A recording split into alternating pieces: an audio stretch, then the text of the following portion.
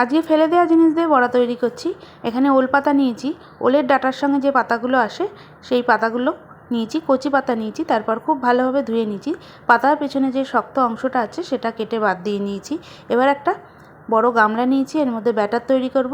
বড় চামচে 3 চামচ নিয়ে নিচ্ছি বেসন, আর বড় চামচে 2 চামচ দিয়ে দিচ্ছি চালের গুঁড়ো। চালের গুঁড়োর পরিমাণটা কিন্তু একটু বেশিই দিতে হবে, নাহলে বড়াটা মচমচে হবে না।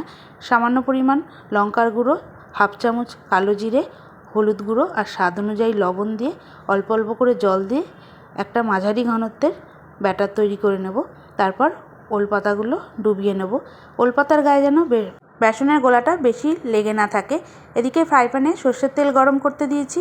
এবার পাতাগুলো দিয়ে হালকা আঁচে 3 থেকে 4 মিনিট মতো এক একটা দিক ভেজে নিচ্ছি। একদিক ভাজা হয়ে গেছে, উল্টে পাল্টে দিয়ে আরেক দিকটাও ভেজে নিলাম। এইভাবে সব বড়াগুলো ভেজে নিচ্ছি।